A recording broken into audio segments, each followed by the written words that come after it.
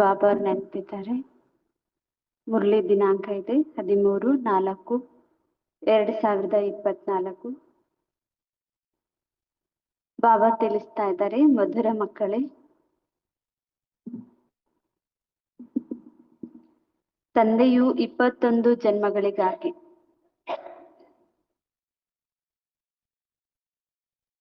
ಮನಸ್ಸನ್ನು ಇಷ್ಟು ಖುಷಿಪಡಿಸುತ್ತಾರೆ.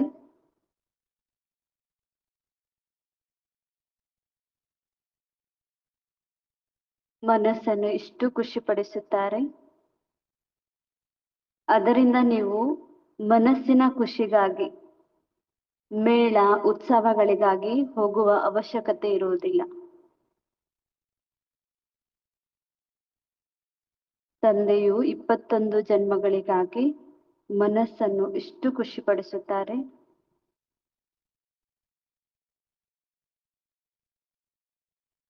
ಅದರಿಂದ ನೀವು ಮನಸ್ಸಿನ ಖುಷಿಗಾಗಿ ಮೇಳ ಉತ್ಸವಗಳಿಗೆ ಹೋಗುವ ಅವಶ್ಯಕತೆ ಇಲ್ಲ. ಬಾಬಾ ಪ್ರಶ್ನೆ ತಿಳಿಸ್ತಾ ಇದ್ದಾರೆ, ಯಾವ ಮಕ್ಕಳು ಈಗ ತಂದೆಗೆ ಸಹಯೋಗಿಗಳಾಗುವರು? ಯಾವ ಮಕ್ಕಳು ತಂದೆಗೆ ಸಹಯೋಗಿಗಳಾಗುವರು ಅವರಿಗಾಗಿ ಯಾವ ಗ್ಯಾರಂಟಿ ಇದೆ? ಅವರಿಗಾಗಿ ಯಾವ ಗ್ಯಾರಂಟಿ ಇದೆ?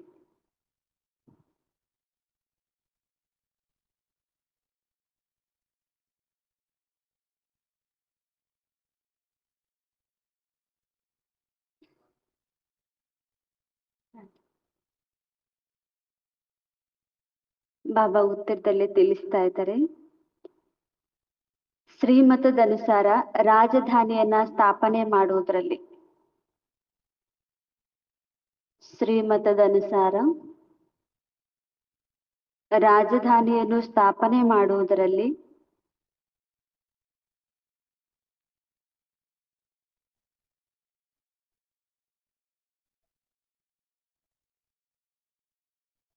ಸಹಯೋಗಿಯಾಗುವ ಮಕ್ಕಳಿಗಾಗಿ ಗ್ಯಾರಂಟಿ ಇದೆ.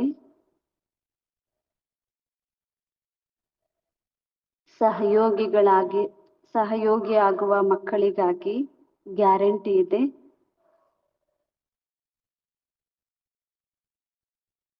ಏನೆಂದರೆ ಅವರನ್ನು ಎಂದೂ ಕಾಲವು ಕಬಳಿಸಲು ಸಾಧ್ಯವಿಲ್ಲ.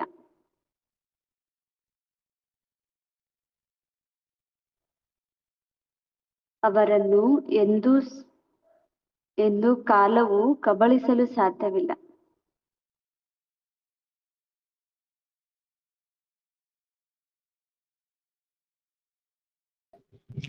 ಅಕ್ಕೋರೆ ಕೇಳಿಸ್ತಾ ಇಲ್ಲ ಅಕ್ಕೋರೆ.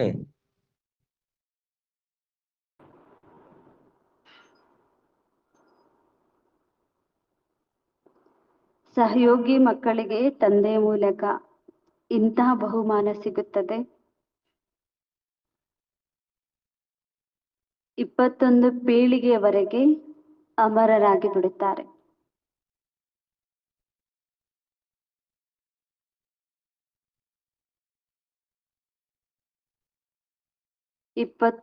ಪೀಳಿಗೆವರೆಗೆ ಅಮರರಾಗಿ ಬಿಡುತ್ತಾರೆ. ಬಾಬಾ ಪ್ರಶ್ನೆ ತಿಳಿಸಿದ್ರು, ಯಾವ ಮಕ್ಕಳು ಈಗ ತಂದೆಗೆ ಸಹಯೋಗಿ ಆಗ್ತಾರೆ, ಸಂಗಮಯುಗದಲ್ಲಿ ಬಾಬಾರವರಿಗೆ ಸಹಯೋಗಿ ಆಗ್ತಾರೆ, ಅವರಿಗಾಗಿ ಬಾಬಾ ಯಾವ ಗ್ಯಾರಂಟಿ ಕೊಡ್ತಾರೆ? ಅದಕ್ಕೆ ಬಾಬಾ ಉತ್ತರದಲ್ಲಿ ತಿಳಿಸ್ತಾ ಇದ್ದಾರೆ, ಶ್ರೀಮತದ ಅನುಸಾರವಾಗಿ ರಾಜಧಾನಿಯನ್ನ ಸ್ಥಾಪನೆ ಮಾಡುವುದರಲ್ಲಿ ಸಹಯೋಗಿ ಆಗಿರುವಂತ ಮಕ್ಕಳಿಗೆ ಬಾಬಾ ಗ್ಯಾರಂಟಿ ಹೇಳ್ತಿದ್ದಾರೆ. ಏನೆಂದ್ರೆ ಅವ್ರನ್ನೆಂದೂ ಕಾಲ ಕಬಳಿಸ್ಲಿಕ್ಕೆ ಸಾಧ್ಯ ಇಲ್ಲ. ಸತ್ಯುಗದಲ್ಲಿ ರಾಜಧಾನಿ ಇದ್ದಲ್ಲಿ ತಾವು ಎಂದೂ ಅಕಾಲ ಮೃತ್ಯುವಿಗೆ ಒಳಗಾಗುವುದಿಲ್ಲ, ಪೂರ್ಣ ಆಯುಷ್ಯವಂತರಾಗಿರ್ತೀರಿ. ಸಹಯೋಗಿ ಮಕ್ಕಳಿಗೆ ತಂದೆಯ ಮೂಲಕ ಇಂತಹ ಬಹುಮಾನ ಸಿಗ್ತಾ ಇದೆ. 21 ಪೀಳಿಗೆವರೆಗೂ ತಾವು ಅಮರರಾಗಿರ್ತೀರಿ ಅಂತೇಳಿ ಬಾಬಾ ಬಹುಮಾನ ಕೊಡ್ತಿದ್ದಾರೆ. ಓಂ ಶಾಂತಿ. ಮಾಡಲ್ಪಟ್ಟಂತಹ ಸೃಷ್ಟಿ ಚಕ್ರದ ಅನುಸಾರ ಕಲ್ಪದ ಹಿಂದಿನ ತರಹ ಶಿವ ಭಗವಾನ್ ವಾಚ್ ಬಾಬಾ ಹೇಳ್ತಾರೆ, ಕಲ್ಪದ ಹಿಂದಿನ ತರಹನೇ ಈಗ್ಲೂ ಸೃಷ್ಟಿ ಚಕ್ರದ ಬಗ್ಗೆ ಬಾಬಾ ಶಿವ ಭಗವಾನ್ ವಾಚಿದೆ. ಈಗ ತಮ್ಮ ಪರಿಚಯವಂತೂ ತಾವು ಮಕ್ಕಳಿಗೆ ಸಿಕ್ಕಿದೆ, ತಂದೆಯ ಪರಿಚಯನೂ ಸಿಕ್ಕಿದೆ. ಬೇಹದ್ದಿನ ತಂದೆಯಂತೂ ತಿಳ್ಕೊಂಡಿದ್ದೀರಿ, ಬೇಹದ್ದಿನ ಸೃಷ್ಟಿಯ ಆದಿ ಮಧ್ಯ ಅಂತ್ಯನೂ ತಿಳ್ಕೊಂಡಿದ್ದೀರಿ. ಹೀಗೆ ತಿಳ್ಕೊಳ್ಳೋದ್ರಲ್ಲಿ ನಂಬರ್ ವಾರ್ ಆಗಿದ್ದೀರಿ. ಕೆಲವರು ಬಹಳ ಚೆನ್ನಾಗಿ ತಿಳ್ಕೊಂಡಿದ್ದೀರಿ ರಚಯಿತನ ಬಗ್ಗೆ, ರಚನೆಯ ಬಗ್ಗೆ. ಇನ್ನು ಕೆಲವರು ಅವರವರ ಸ್ಥಿತಿಗೆ ಅನುಸಾರವಾಗಿ ತಿಳ್ಕೊಂಡಿದ್ದಾರೆ, ಅನ್ಯರಿಗೂ ಕೂಡ ತಿಳಿಸ್ತಾ ಇದ್ದೀರಿ. ಇನ್ನು ಕೆಲವರು ಅರ್ಧಂಬರ್ಧ, ಇನ್ನು ಕೆಲವರು ಕಡಿಮೆ. ಹೇಗೆ ಸೈನ್ಯದಲ್ಲಿ ಕೆಲವರು ಕಮಾಂಡರ್ ಇರ್ತಾರೆ, ಕೆಲವರು ಕ್ಯಾಪ್ಟನ್ಸ್ ಇರ್ತಾರೆ, ಇನ್ನು ಕೆಲವರು ಸಾಮಾನ್ಯ ಸೈನಿಕರಾಗಿರ್ತಾರೆ. ಹಾಗೆ ಬಾಬಾ ಕೂಡ ಹೇಳ್ತಿದ್ದಾರೆ, ಇಲ್ಲಿ ನಿಮ್ದು ಸೈನ್ಯನೇ. ಈ ಶಿವಶಕ್ತಿ ಸೈನ್ಯದಲ್ಲಿ ಕೆಲವರು ಬಹಳ ಚೆನ್ನಾಗಿ ತಿಳ್ಕೊಂಡಿರಿದ್ದೀರಿ, ಕೆಲವರು ಕ್ಯಾಪ್ಟನ್ ಆಗಿದ್ದೀರಿ, ಕಮಾಂಡರ್ ಆಗಿದ್ದೀರಿ. ಹೀಗೆ ಬಾಬಾ ಹೇಳ್ತಿದ್ದಾರೆ. ರಾಜ್ಯ ಪದವಿಯು ಮಾಲೆಯಲ್ಲಿಯೂ ಕೆಲವರು ಸೌಕಾರರು ಪ್ರಜೆಗಳು, ಕೆಲವರು ಬಡ ಪ್ರಜೆಗಳು ನಂಬರ್ ವಾರ್ ಇರ್ತಾರೆ. ಹೀಗೆ ಬಾಬಾ ಹೇಳ್ತಾರೆ. ಮಾಲೆಗೂ ಉದಾಹರಣೆ ಹೇಳ್ತಾರೆ.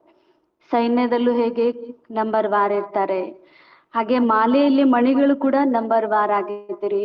ಕೆಲವರು ಸೌಕಾರರಿರ್ತೀರಿ, ಕೆಲವರು ಬಡವರು, ಕೆಲವರು ಇನ್ನೂ ಬಡ ಪ್ರಜೆಗಳು ಅಂತ ಬಾಬಾ ಹೇಳ್ತಾರೆ. ಈಗ ಮಕ್ಕಳಿಗೆ ಗೊತ್ತಾಗಿದೆ, ನಾವು ಅವಶ್ಯವಾಗಿ ಶ್ರೀಮತದನುಸಾರವಾಗಿನೇ ಈ ಸೃಷ್ಟಿಯಲ್ಲಿ ಶ್ರೇಷ್ಠ ರಾಜಧಾನಿಯನ್ನ ಸ್ಥಾಪನೆ ಮಾಡ್ತಾ ಇದ್ದೀವಿ. ಹಾಗೆ ಮನ ಬಂದಂತೆ ನಾವು ಸ್ಥಾಪನೆ ಮಾಡ್ತಿಲ್ಲ. ಬಾಬಾ ಹೇಗೆ ಹೇಳಿದ್ದಾರೆ ಅದರ ಅನುಸಾರವಾಗಿನೇ ಈಗ ರಾಜಧಾನಿ ನಡೀತಾ ಇದೆ, ಸ್ಥಾಪನೆ ಆಗ್ತಾ ಇದೆ. ಯಾರು ಎಷ್ಟೆಷ್ಟು ಪರಿಶ್ರಮ ಪಡುವರು ಅಷ್ಟು ತಂದೆಯಿಂದ ಬಹುಮಾನ ಸಿಗ್ತಾ ಹೋಗುತ್ತೆ. ರಾಜಧಾನಿ ಸ್ಥಾಪನೆ ಮಾಡೋದ್ರಲ್ಲಿ ತಾವು ಎಷ್ಟು ಪರಿಶ್ರಮ ಪಡ್ತೀರಿ ಅಷ್ಟು ನಿಮಗೆ ಬಹುಮಾನ ಸಿಗ್ತಾ ಹೋಗುತ್ತೆ ಅಂತ ಹೇಳಿ ಬಾಬಾ ಹೇಳ್ತಿದ್ದಾರೆ. ಇಂದಿನ ದಿನದಲ್ಲಿ ಶಾಂತಿಗಾಗಿ ಸಲಹೆ ಕೊಡುವವರಿಗೆ ಬಹುಮಾನ ಸಿಗುತ್ತೆ. ಈ ಜಗತ್ತಲ್ಲಿ ಶಾಂತಿ ಸ್ಥಾಪನೆ ಮಾಡಿಲ್ಲ, ಆದ್ರೆ ಶಾಂತಿ ಸ್ಥಾಪನೆ ಹೆಂಗ್ ಮಾಡ್ಬೋದು, ಅದಕ್ಕೆ ಸಲಹೆ ಕೊಟ್ರೇನೆ ಬಹುಮಾನ ಕೊಡ್ತಾರೆ. ಅಂತದ್ರಲ್ಲಿ ಬಾಬಾ ಇಡೀ ಪ್ರಪಂಚದಲ್ಲೇ ಶಾಂತಿ ಸ್ಥಾಪನೆ ಮಾಡ್ತಾರೆ. ಹಾಗಾದ್ರೆ ಏನ್ ಬಹುಮಾನ ಕೊಡ್ಬೋದು? ನೀವು ಮಕ್ಕಳಿಗೂ ಬಹುಮಾನ ಈಗ ಸಿಗ್ತಾ ಇದೆ. ಅದಕ್ಕಾಗಿ ಬಾಬಾರವರು ಈ ಶಾಂತಿ ಸ್ಥಾಪನೆ ಕಾರ್ಯದಲ್ಲಿ ತಾವು ಮಕ್ಕಳು ಸಹಯೋಗಿ ಆಗ್ತೀರಂದ್ರೆ ತಮಗೂ ಬಹುಮಾನ ಸಿಗುತ್ತೆ ಅಂತ ಹೇಳಿ ಬಾಬಾ ಹೇಳ್ತಿದ್ದಾರೆ. ಅಂತ ಬಹುಮಾನ ಮತ್ತೆ ಇಲ್ಲಿ ಯಾರಿಗೂ ಸಿಗೋದಿಲ್ಲ. ಅವರಿಗೆ ಪ್ರತಿಯೊಂದು ವಸ್ತು ಅಲ್ಪ ಕಾಲಕ್ಕಾಗಿ ಸಿಗ್ತಾ ಇದೆ. ನೀವು ತಂದೆಯ ಶ್ರೀಮತದಂತೆ ತಮ್ಮ ರಾಜಧಾನಿಯನ್ನ ಸ್ಥಾಪನೆ ಮಾಡ್ತೀರಿ. ಅಲ್ಲಿ ಶಾಂತಿ ಸ್ಥಾಪನೆಗೆ ಸಲಹೆ ಕೊಟ್ರೆ ಅವ್ರಿಗೆ ಅಲ್ಪ ಕಾಲದ ಬಹುಮಾನ ಕೊಡ್ತಾರೆ. ಆದ್ರೆ ಬಾಬಾ ಹೇಳ್ತಾರೆ, ನೀವು ನನ್ಗೆ ಶಾಂತಿ ಸ್ಥಾಪನೆಗೆ, ರಾಜಧಾನಿ ಸ್ಥಾಪನೆಗೆ ಸಹಯೋಗಿ ಕೊಡ್ತಾರಂದ್ರೆ ಬಾಬಾ ಹೇಳ್ತಾರೆ, ನಾನು ನಿಮ್ಗೆ 21 ಜನ್ಮಗಳಿಗಾಗಿ ಗ್ಯಾರಂಟಿ ಕೊಡ್ತಾ ಇದ್ದೀನಿ. ಅಲ್ಲಿ ಬಾಲ್ಯ ಯೌವನ ಎಂದೂ ಕೂಡ ಕಾಲ ಕಬಳಿಸೋದೇ ಇಲ್ಲ. ಹೀಗೆ ಬಾಬಾ ಹೇಳ್ತಾರೆ, ಕಾಲ ಮೃತ್ಯುವೇ ಆಗೋದಿಲ್ಲ. ಇಲ್ಲಿ ಆದ್ರೆ ಗರ್ಭದಲ್ಲಿನೇ ಕೆಲವರು ಆತ್ಮ ಶರೀರ ಬಿಟ್ಟು ಹೋಗುತ್ತೆ, ಇನ್ನು ಹೊರಗೆ ಬಂದಿಲ್ಲ, ಈ ಜಗತ್ತು ನೋಡಿಲ್ಲ, ಆದ್ರೂ ಗರ್ಭದಲ್ಲಿದ್ದಾಗಲೇ ಮತ್ತೆ ಶರೀರ ಬಿಟ್ಟು ಹೋಗುತ್ತೆ. ಅಲ್ಲಿ ಆದ್ರೆ ಬಾಲ್ಯ ಯೌವನ ಮುಪ್ಪು ಪೂರ್ತಿ ಆಯುಷ್ಯ ಇರೋವರೆಗೂ ಶರೀರದಲ್ಲಿ ಇರ್ತೀರಿ. ಮನಸ್ಸಿನಲ್ಲೂ ಇರಲಿಲ್ಲ, ಚಿತ್ತದಲ್ಲೂ ಇರಲಿಲ್ಲ, ಇಂತಹ ಸ್ಥಾನದಲ್ಲಿ ಬಂದು ಕುಳಿತುಕೊಳ್ಳುತ್ತೇವೆ ಎಂದು ಬಾಬಾ ಹೇಳ್ತಾರೆ. ನಿಮ್ಗೆ ಮನಸ್ಸಿನಲ್ಲೂ ಕೂಡ ಗೊತ್ತಿರ್ಲಿಲ್ಲ, ನಾನು ಇಂಥ ಸ್ಥಳದಲ್ಲಿ ಬರ್ತೀನಿ, ಬಾಬಾ ನಮ್ಮನ್ನು ಹೀಗೆ ಆಯ್ಕೆ ಮಾಡ್ಕೊಂಡಿದ್ದಾರೆ ಅಂತ ಗೊತ್ತೇ ಇರ್ಲಿಲ್ಲ. ಎಲ್ಲಿ ನಿಮ್ಮ ನೆನಪಾರ್ಥವು ಇದೆ ಅಲ್ಲಿ 5000 ವರ್ಷದ ಹಿಂದೆಯೂ ಕೂಡ ಸೇವೆ ಮಾಡಿದ್ದೀರಿ. ದಿಲ್ವಾಡ ಮಂದಿರ, ಅಚ್ಚಲ್ಗರ್, ಗುರು ಶಿಖರ್, ಮಧುಬನ ಸ್ಥಾನ, ಅದು ಬಾಬಾ ಹೇಳ್ತಿದ್ದಾರೆ ಅಲ್ಲಿ ಏನೇನಿದ್ದಾವೆ. 5000 ವರ್ಷದ ಹಿಂದೆ ಕೂಡ ಅಲ್ಲೇ ಸೇವೆ ಮಾಡಿದ್ರಿ, ಈಗ್ಲೂ ಅಲ್ಲೇ ಸೇವೆ ಮಾಡ್ತಿದ್ದೀರಿ. ಅಲ್ಲಿ ನಿಮ್ಮ ನೆನಪಾರ್ಥವಾಗಿ ದಿಲ್ವಾಡ ಮಂದಿರನೂ ಇದೆ, ಅಚ್ಚಲ್ಗರ ಇದೆ, ಗುರು ಶಿಖರ ಇದೆ. ಬಾಬಾ ಎಷ್ಟು ಸದ್ಗುರು, ಶ್ರೇಷ್ಠ ಗುರು. ಅವರು ಬರುವಂತ ಸ್ಥಾನ ಕಲಿಯುಗದ ಅಂತ್ಯದವರೆಗೂ ಅದರ ನೆನಪಾರ್ಥ ನಡೆದಿದೆ. ಅದಕ್ಕೆ ಎಷ್ಟೊಂದು ಮಹಿಮೆ ಇದೆ ಮಧುಬನಕ್ಕಾಗಿ. ಎಷ್ಟೋ ತಪಸ್ವಿಗಳಲ್ಲಿ ತಪಸ್ಸು ಮಾಡಿರುವಂತ ಸ್ಥಾನ, ಅದಕ್ಕೆ ಗುರು ಶಿಖರ ಅಂತಾನೂ ಕೂಡ ಕರೆಯಲಾಗತ್ತೆ. ನಿಮಗೆ ಶ್ರೇಷ್ಠಾತಿ ಶ್ರೇಷ್ಠ ಈಗ ಸದ್ಗುರು ಸಿಕ್ಕಿದ್ದಾರೆ. ಯಾರ ನೆನಪಾರ್ಥವನ್ನ ಮಾಡಲಾಗಿದೆ? ಅಚ್ಚಲ್ಗರ್ ಅನ್ನೋದು ಅಬು ಪರ್ವತದಲ್ಲಿ ಒಂದು ಮಂದಿರ, ಅದು ನಿಮ್ಮದೇ ನೆನಪಾರ್ಥ. ಅಚ್ಚಲರು ಸ್ಥಿರವಾಗಿರುವಂತವರು. ಇದರ ರಹಸ್ಯವನ್ನ ತಿಳ್ಕೊಂಡಿದ್ದೀರಿ. ಅದು ಮನೆಯ ಮಹಿಮೆ ಆಯಿತು. ಅಚಲ್ ಘರ್ ಅನ್ನೋದು ಬಾಬಾ ಹೇಳ್ತಾರೆ ಮನೆಯ ಮಹಿಮೆ. ಘರ್ ಅಂತ ಹೇಳ್ತಾರೆ ಮನೆ ಆಗಿದೆ. ಸ್ಥಿರವಾದ ಮನೆ, ಅದು ಶಾಂತಿಯ ಮನೆ. ನೀವು ಶ್ರೇಷ್ಠಾತಿ ಶ್ರೇಷ್ಠ ಪದವಿಯನ್ನ ತಮ್ಮ ಪುರುಷಾರ್ಥದಿಂದ ಪಡಿತಾ ಇದ್ರಿ. ಇದು ವಿಚಿತ್ರವಾದ ನಿಮ್ಮ ಜಡ ನೆನಪಾರ್ಥವಾಗಿದೆ. ಹೀಗೆ ಬಾಬಾ ಹೇಳ್ತಾರ ಛಲ್ಗರ್ ನಿಮ್ಮದೇ ನೆನಪಾರ್ಥ, ದಿಲ್ವಾಡ ಮಂದಿರ ನಿಮ್ಮದೇ ನೆನಪಾರ್ಥ. ಅಲ್ಲಿಯೇ ನೀವು ಚೈತನ್ಯದಲ್ಲಿ ಕೂಡ ಕುಳಿತಿದ್ರಿ. ಇದೆಲ್ಲವೂ ಆತ್ಮಿಕ ಕಾರೋಬಾರ ಆಗಿದೆ. ಹೀಗೆ ಬಾಬಾ ಹೇಳ್ತಾರ ನಿಮ್ಮ ನೆನಪಾರ್ಥವು ಜಡ ಇದೆ. ಜೊತೆಗೆ ನೀವೇ ಅಲ್ಲೇ ಮಧುಬಂದಲ್ಲಿ ಬಾಬಾರವ್ರನ್ನ ಇಷ್ಟು ಚೈತನ್ಯದಲ್ಲೇ ಮಿಲನ ಮಾಡ್ತಿದ್ದೀರಿ, ಚೈತನ್ಯದಲ್ಲೇ ಅನುಭವ ಮಾಡ್ತಿದ್ದೀರಿ. ಅದಕ್ಕಾಗಿ ಬಾಬಾ ಹೇಳ್ತಿದ್ದಾರೆ ಇದು ಆತ್ಮಿಕ ಕಾರೋಬಾರ್. ಕಲ್ಪದ ಹಿಂದಿನ ತರ ಎಲ್ಲಾನು ನಡೀತಾ ಇದೆ. ಇದರ ಪೂರ್ಣ ನೆನಪಾರ್ಥವು ಇಲ್ಲಿಯೇ ಇದೆ. ಆತ್ಮಿಕ ಕಾರೋಬಾರ್ ಬಾಬಾ ಏನೇನ್ ಮಾಡ್ಸಿದ್ರು ಸಂಗಮಯುಗದಲ್ಲಿ ಅದರದೆಲ್ಲ ನೆನಪಾರ್ಥ ಅಲ್ಲಿದಾವೆ ಅಂತ ಹೇಳಿ ಬಾಬಾ ಹೇಳ್ತಾರೆ. ಗುರು ಶಿಖರದಲ್ಲಿದೆ, ದಿಲ್ವಾಡ ಮಂದಿರದಲ್ಲಿದೆ, ಅಚಲ್ಗರ್ದಲ್ಲಿದೆ. ಆತ್ಮಿಕ ಕಾರೋಬಾರ್ ಏನೇನ್ ಮಾಡಿದ್ರಿ ಅದರ ನೆನಪಾರ್ಥ ಅಲ್ಲಿದಾವೆ. ನಂಬರ್ ವಾರ್ ನೆನಪಾರ್ಥ ಯಾವ್ದಾದರೂ ದೊಡ್ಡ ಪರೀಕ್ಷೆ ಪಾಸ್ ಮಾಡಿದರೆ ಅವರ ಒಳಗಡೆ ಖುಷಿಯ ಹೊಳಪು ಬಂದು ಬಿಡುತ್ತದೆ. ಎಷ್ಟು ಪೀಠೋಪಕರಣಗಳು, ವೇಷಭೂಷಣಗಳು ಎಷ್ಟು ಚೆನ್ನಾಗಿ ಇಟ್ಕೊಳ್ತಾರೆ.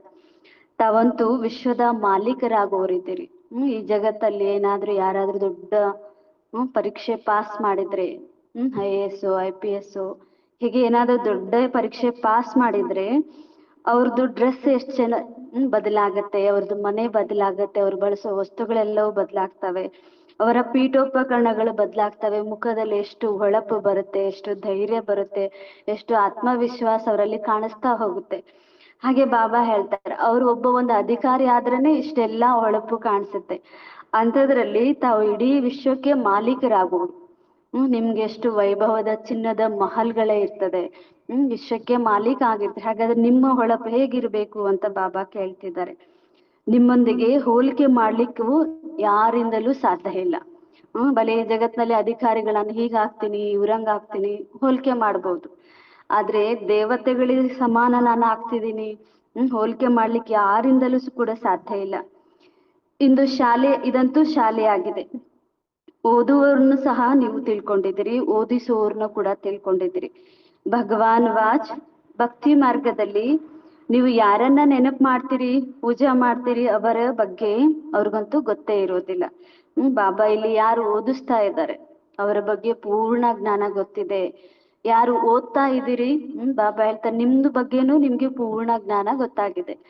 ಆದ್ರೆ ಭಕ್ತಿಯಲ್ಲಿ, ಭಕ್ತಿ ಮಾರ್ಗದಲ್ಲಿ ಭಕ್ತರಿಗೆ ತಾವು ಯಾರಿಗ್ ಪೂಜೆ ಮಾಡ್ತಿದೀವಿ ಅವ್ರ ಬಗ್ಗೆನೂ ಗೊತ್ತಿಲ್ಲ, ನಾವು ಯಾರು ಅನ್ನೋದು ಕೂಡ ಅವ್ರಿಗೆ ಗೊತ್ತಿಲ್ಲ. ಯಾಕೆ ಭಕ್ತಿ ಮಾಡ್ತಿದ್ದೀನಿ, ಅವ್ರನ್ನ ಯಾಕೆ ಪೂಜೆ ಮಾಡ್ತಿದ್ದೀನಿ, ಇದ್ರದ್ದು ಅರ್ಥನೂ ಅವ್ರಿಗೆ ಗೊತ್ತಿಲ್ಲ ಅಂತೇಳಿ ಬಾಬಾ ತಿಳಿಸ್ತಾ ಇದ್ದಾರೆ. ತಂದೆಯೇ ಸಮ್ಮುಖದಲ್ಲಿ ಬಂದು ಎಲ್ಲಾ ರಹಸ್ಯಗಳನ್ನ ತಿಳಿಸ್ತಿದ್ದಾರೆ. ಏಕೆಂದ್ರೆ ಈ ನೆನಪಾರ್ಥವೆಲ್ಲವೂ ನಿಮ್ಮ ಅಂತಿಮ ಸ್ಥಿತಿಯದ್ದಾಗಿದೆ. ಬಾಬಾ ಹೇಳ್ತಾರೆ ಎಲ್ಲಾನು ನೆನಪು ತರಿಸ್ತಾ ಇದ್ದಾರೆ. ಅಂತಿಮದಲ್ಲಿ ಏನೆಲ್ಲಾ ಭಕ್ತಿ ಮಾಡಿದಿರಿ, ಭಕ್ತಿಯಲ್ಲಿ ಏನೆಲ್ಲಾ ಮಂದಿರ ಮಾಡಿದಿರಿ, ಯಾಕೆ ಪೂಜಿಸಿದ್ರಿ, ಯಾಕೆ ಶಾಸ್ತ್ರ ಮಾಡಿದಿರಿ, ಶಿವನ ಮಂದಿರ ಯಾಕೆ ಕಟ್ಟಿದ್ರಿ, ಎಲ್ಲ ನೆನಪಾರ್ಥಗಳು ನಿಮ್ಮ ಅಂತಿಮ ಸ್ಥಿತಿಯಲ್ಲಿ. ಸಂಗಮಯುಗದಲ್ಲಿ ನಾವೇನೆಲ್ಲ ಮಾಡಿದ್ವಿ ಅದೆಲ್ಲವೂ ಭಕ್ತಿಯಲ್ಲಿ ನಡೀತಾ ಇದೆ. ಅಂತಿಮದ ಸ್ಥಿತಿ ಅಚಲ್ಗರು ಇರೋದು ಅಂತಿಮದ ಸ್ಥಿತಿ, ದಿಲ್ವಾಡ ಮಂದಿರರು ಇರೋದು ಕೂಡ ಸಂಗಮಯುಗದ ನೆನಪಾರ್ಥ. ಅಂದ್ರೆ ಇಡೀ ಕಲ್ಪದಲ್ಲಿ ಅಂತಿಮ ಸ್ಥಿತಿಯಲ್ಲಿರುವುದ ನೆನಪಾರ್ಥ ಆಗಿದೆ. ಇನ್ನು ಫಲಿತಾಂಶವೂ ಬಂದಿಲ್ಲ. ಹೀಗೆ ಬಾಬಾ ಹೇಳ್ತಿದ್ದಾರೆ ಪುರುಷಾರ್ಥದಲ್ಲಿ ನಿಮ್ಮ ಇನ್ನು ಫಲಿತಾಂಶ ಬಂದಿಲ್ಲ, ಇನ್ನು ಸ್ಥಿತಿಯಲ್ಲಿದ್ದೀರಿ, ಪುರುಷಾರ್ಥ ಮಾಡ್ತಿದ್ದೀರಿ, ಅದರ ನೆನಪಾರ್ಥಗಳು ನಡೀತಾ ಇದ್ದಾವೆ ಭಕ್ತಿಯಲ್ಲಿ ಅಂತ ಹೇಳಿ ಬಾಬಾ ತಿಳಿಸ್ತಿದ್ದಾರೆ. ಯಾವಾಗ ನಿಮ್ಮ ಸ್ಥಿತಿಯು ಸಂಪೂರ್ಣ ಆಗಿಬಿಡುವುದು ಅವರದ್ದು ಮತ್ತೆ ಭಕ್ತಿಯಲ್ಲಿ ನೆನಪಾರ್ಥ ಆಗತ್ತೆ.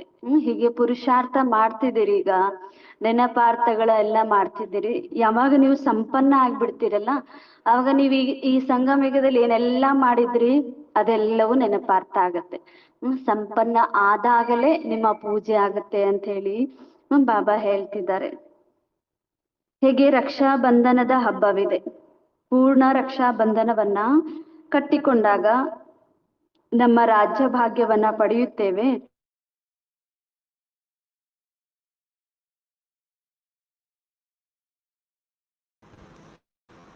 ಕ್ಲಾಸ್ ಕಟ್ಟಾಯ್ತಾ ಕರೆ?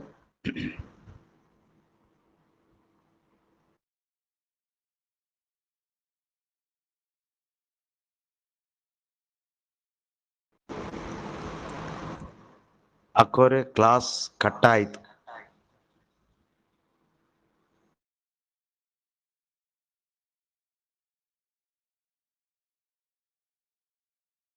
ಬಹಳ ಪ್ರದೇಶ ಇರುತ್ತೆ, ಜನಸಂಖ್ಯೆ ಕಡಿಮೆ ಇರುತ್ತೆ.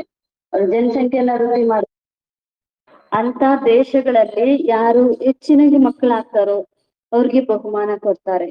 ಇಂಥವು ವಿದೇಶಗಳಲ್ಲಿದ್ದಾವೆ ಅಂತ ಹೇಳಿ ಬಾಬಾ ಹೇಳ್ತಿದ್ದಾರೆ. ಆದ್ರೆ ಈಗಂತೂ ಸೃಷ್ಟಿ ಬಹಳ ವೃದ್ಧಿ ಆಗ್ಬಿಟ್ಟಿದೆ ಅಂತ ಹೇಳಿ ಬಾಬಾ ಹೇಳ್ತಾರೆ. ಈಗ ಎಲ್ಲರೂ ಪವಿತ್ರ ಆಗ್ಬೇಕಾಗಿದೆ. ನೀವು ಮಕ್ಕಳು ಸೃಷ್ಟಿಯ ಆದಿ ಮಧ್ಯ ಅಂತ್ಯವನ್ನ ಈಗಂತೂ ತಂದೆ ತಿಳಿಸ್ಕೊಟ್ಟಿದ್ದಾರೆ. ತಾವು ಮಕ್ಕಳು ತಿಳ್ಕೊಂಡಿದ್ದೀರಿ. ಸತ್ಯುಗದಲ್ಲಿ ಭಕ್ತಿಯ ಹೆಸರು ಚಿಹ್ನೆಗಳು ಯಾವುದು ಇರೋದಿಲ್ಲ. ಸತ್ಯುಗದಲ್ಲಿ ಸಂಪನ್ನ ಆಗಿರ್ತೀರಿ. ಸಂಪನ್ನ ಆದಾಗ ಯಾವುದೇ ಚಿಹ್ನೆಗಳು ಗುರುತುಗಳು ಇರೋದಿಲ್ಲ. ಈಗಂತೂ ಎಷ್ಟೊಂದು ಆಡಂಬರ ಇದೆ. ಈ ಜಗತ್ತಲ್ಲಿ ಎಷ್ಟು ಆಡಂಬರ ಇದೆ, ಎಷ್ಟು ಶೋ ಇದೆ. ಮನುಷ್ಯರು ಖುಷಿ ಪಡ್ಬೇಕು ಎಂದು ಬಹಳ ಮೇಳ ಉತ್ಸವಗಳನ್ನು ಆಚರಿಸ್ತಾ ಇರ್ತಾರೆ. ಹೀಗೆ ಜಾತ್ರೆಗಳು, ಉತ್ಸವಗಳು, ಹಬ್ಬಗಳು ಇವೆಲ್ಲವೂ ಖುಷಿ ಪಡುವುದಕ್ಕಾಗಿನೇ ಇದಾವೆ ಅಂತ ಹೇಳಿ ಬಾಬಾ ಹೇಳ್ತಾರೆ. ನಿಮ್ಮ ಮನಸ್ಸನ್ನ 21 ಜನ್ಮಗಳಿಗಾಗಿ ತಂದೆ ಬಂದು ಖುಷಿ ಪಡಿಸ್ತಾ ಇದ್ದಾರೆ. ನೀವು ಸದಾ ಖುಷಿಯಲ್ಲಿರ್ತೀರಿ. ನಿಮಗೆ ಮೇಳ ಇತ್ಯಾದಿಗಳು ಹೋಗುವ ವಿಚಾರವೂ ಸಹ ಬರುವುದಿಲ್ಲ. ಬಾಬಾ ನಮ್ಮ ಮನಸ್ಸನ್ನು ಎಷ್ಟು ಖುಷಿ ಪಡಿಸಿದ್ದಾರೆ. ಈ ಹೊರಗಿನ ಜಗತ್ನಾಗ ಖುಷಿ ಪಡುವುದಕ್ಕಾಗಿ ಟೂರ್ ಹೋಗ್ಬೇಕು, ಖುಷಿ ಪಡುವುದಕ್ಕಾಗಿ ಸಿನಿಮಾಕ್ ಹೋಗ್ಬೇಕು, ಖುಷಿ ಪಡೋದಕ್ಕಾಗಿ ಜಾತ್ರೆ ಮಹೋತ್ಸವಗಳಿಗೂ ಈಗ ಮನಸ್ಸ ಬಯಸ್ತಾ ಇಲ್ಲ. ಯಾಕೆಂದ್ರೆ ಬಾಬಾ ಈ ಒಂದು ಜನ್ಮ ಅಲ್ಲ, 21 ಜನ್ಮಕ್ಕಾಗಿ ತಮ್ಮ ಮನಸ್ಸನ್ನು ಎಷ್ಟು ಖುಷಿಯಲ್ಲಿ ಇಡ್ತಾ ಇದ್ದಾರೆ. ಮನುಷ್ಯರು ಅಲ್ಲಿಗೆ ಇಲ್ಲಿಗೆ ಹೋಗುತ್ತಾ ಇರ್ತಾರೆ, ಅಂದ್ರೆ ಖುಷಿಗಾಗಿನೇ ಹೋಗ್ತಾರೆ. ಅಲ್ಲಿ ಹೋಗ್ಬೇಕು ಇಲ್ಲಿ ಹೋಗ್ಬೇಕು ಯಾಕೆ? ಬಾಬಾ ಹೇಳ್ತಾರೆ ಖುಷಿ ಪಡುವುದಕ್ಕಾಗಿನೇ ಹೋಗ್ತಾ ಇದ್ದಾರೆ. ಮನುಷ್ಯರು ಸತ್ಯ ಕಲಿಯುಗ ಅಥವಾ ಸ್ವರ್ಗ ನರಕ ಇದು ಯಾವುದು ವ್ಯತ್ಯಾಸ ಕೂಡ ತಿಳ್ಕೊಂಡಿಲ್ಲ. ಸ್ವರ್ಗ ಎಲ್ಲಿದೆ, ನರಕ ಹೇಗಿದೆ ಇದನ್ನು ತಿಳ್ಕೊಂಡೇ ಇಲ್ಲ. ನೀವು ಮಕ್ಕಳಿಗೆ ಇಲ್ಲಿ ಪೂರ್ಣ ಜ್ಞಾನ ಸಿಗ್ತಾ ಇದೆ. ನನ್ನ ಜೊತೆ ನೀವು ಇರಬೇಕು ಎಂದು ತಂದೆ ಹೇಳೋದಿಲ್ಲ. ನೀವು ಗೃಹಸ್ಥವನ್ನ ಸಂಭಾಲನೆ ಮಾಡ್ಬೇಕಾಗಿದೆ. ನನ್ ಜೊತೆಗೆ ಇದ್ಬಿಡಿ, ನನ್ ಮನೆಯಲ್ಲೇ ಇದ್ಬಿಡಿ ಬಾಬಾ ಹೇಳೋದಿಲ್ಲ. ನೀವು ಗೃಹಸ್ಥವನ್ನ ಸಂಭಾಲನೆ ಮಾಡಿ. ಯಾವುದೇ ಏರುಪೇರುಗಳಾದಾಗ ಮಕ್ಕಳು ದೂರ ಆಗುತ್ತಾರೆ. ಆದ್ರೂ ನೀವು ತಂದೆಯ ಸಂಘದಲ್ಲಿ ಸದಾ ಇರುವುದಿಲ್ಲ. ಪರಿಸ್ಥಿತಿ ಬಂತು, ಸಮಸ್ಯೆ ಬಂತು, ಆಗ ಬಾಬಾರವ್ರನ್ನ ಮರ್ತೋಗ್ತೀರಿ, ಬಿಟ್ಟು ಹೋಗ್ತೀರಿ, ಬಾಬಾರವರಿಂದ ದೂರ ಆಗ್ತೀರಿ. ಹೀಗೆ ಬಾಬಾ ಹೇಳ್ತಿದ್ದಾರೆ, ತಾವಂತೂ ಸದಾ ನನ್ನ ಸಂಘದಲ್ಲೇ ಇರೋದಿಲ್ಲ. ಎಲ್ಲರೂ ಸತೋ ಪ್ರಧಾನ ಆಗ್ಲಿಕ್ಕೆ ಸಾಧ್ಯ ಕೂಡ ಇಲ್ಲ. ಕೆಲವರು ಸತೋ, ಕೆಲವರು ರಜೋ, ಕೆಲವರು ತಮೋ ಸ್ಥಿತಿಯಲ್ಲೂ ಇದ್ದಾರೆ. ಸಂಗಮೇಘದಲ್ಲೂ ಕೂಡ ಬಾಬಾ ಈ ಸ್ಥಿತಿಯಲ್ಲಿದ್ದಾರೆ. ಕೆಲವರು ಬಾಬಾನ್ ಜೊತೆಗೇ ಇರ್ತಾರೆ, ಸತೋ ಪ್ರಧಾನ ಅವ್ರ ನೆನಪಲ್ಲೇ ಇರ್ತಾರೆ. ಇನ್ನು ಕೆಲವರು ರಜೋ ಸ್ಥಿತಿಯಲ್ಲಿದ್ದಾರೆ, ಸ್ವಲ್ಪ ನೆನಪು ಮಾಡ್ತಾರೆ, ಸ್ವಲ್ಪ ಮರ್ತೋಗ್ತಾರೆ. ಇನ್ನು ಕೆಲವರು ತಮೋ ಪ್ರಧಾನ ಸ್ಥಿತಿಯಲ್ಲಿರುವಂತ ಮಕ್ಕಳಿದ್ದಾರೆ, ಅವರು ಪೂರ್ಣ ಬಾಬನ್ನೇ ನೆನಪು ಮಾಡೋದಿಲ್ಲ. ಅಂತವ್ರು ಮಕ್ಕಳಿದ್ದಾರೆ ಅಂತ ಹೇಳಿ ಬಾಬಾ ತಿಳಿಸ್ತಾ ಇದ್ದಾರೆ. ಎಲ್ಲರೂ ಒಟ್ಟಿಗೆ ಇರ್ಲಿಕ್ಕೆ ಸಾಧ್ಯ ಇಲ್ಲ. ಈಗ ರಾಜಧಾನಿ ಸ್ಥಾಪನೆ ಆಗ್ತಾ ಇದೆ. ಯಾರು ಎಷ್ಟೆಷ್ಟು ತಂದೆಯನ್ನ ನೆನಪು ಮಾಡುವವರು ಅದರ ಅನುಸಾರವಾಗಿ ರಾಜಧಾನಿಯಲ್ಲಿ ಪದವಿಯನ್ನ ಪಡ್ಕೊಳ್ತಾರೆ. ಬಾಬಾನ ಎಷ್ಟು ನೆನಪು ಮಾಡ್ತಿದ್ದೀರಿ, ಬಾಬಾರವ್ರಿಗೆ ಎಷ್ಟು ಸಹಯೋಗಿ ಆಗಿದ್ದೀರಿ, ಅದರ ಆಧಾರದ ಮೇಲೆ ರಾಜಧಾನಿಯಲ್ಲಿ ಪದವಿಯನ್ನ ಪಡ್ಕೊಳ್ತೀರಿ. ಈ ಸತ್ಯಗಿ ರಾಜ್ಯ ಭಾಗ್ಯವನ್ನ ನೀವೇ ತಿಳ್ಕೊಂಡಿದ್ದೀರಿ. ಅಲ್ಲಿ ಹೇಗಿರುತ್ತೆ ರಾಜಧಾನಿ, ಹೇಗೆ ಸ್ಥಾಪನೆ ಆಗುತ್ತೆ, ಯಾವ ಪದವಿಗಳಿದ್ದಾವೆ, ಅದ್ರ ಎಷ್ಟು ಸಮಯ ನಡೆಯುತ್ತೆ, ಎಲ್ಲದರ ಜ್ಞಾನ ಗೊತ್ತಾಗಿದೆ. ಸತ್ಯಯುಗವಿದ್ದಾಗ ತ್ರೇತ ಇರೋದಿಲ್ಲ, ತ್ರೇತ ಇದ್ದಾಗ ದ್ವಾಪರ ಇರೋದಿಲ್ಲ, ದ್ವಾಪರ ಇದ್ದಾಗ ಕಲಿಯುಗ ಇರೋದಿಲ್ಲ.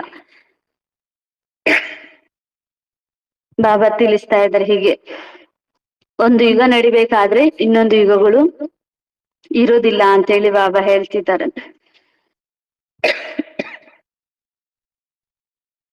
ಈಗ ಕಲಿಯುಗ ಇದೆ. ಈ ಕಲಿಯುಗದಲ್ಲೂ ಸಂಗಮೇಘ ನಡೀತಾ ಇದೆ. ಬಲೆ ನೀವು ಹಳೆಯ ಪ್ರಪಂಚದಲ್ಲೇ ಕುಳಿತಿದ್ದೀರಿ, ಆದ್ರೆ ಬುದ್ಧಿ ಮಾತ್ರ ಸಂಗಮೇಘದಲ್ಲಿದೆ.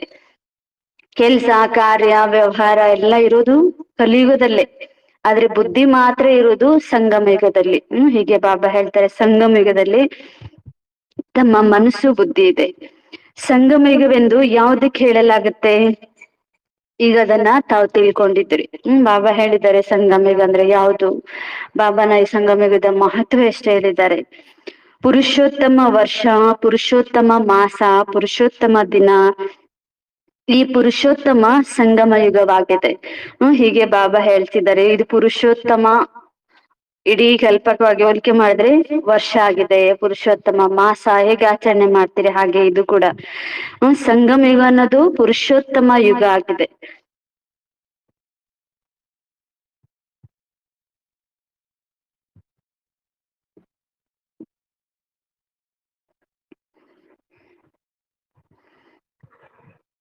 ಇದು ಬಹಳ ಚಿಕ್ಕದಾಗಿರುವಂತ ಯುಗ ಆಗಿದೆ.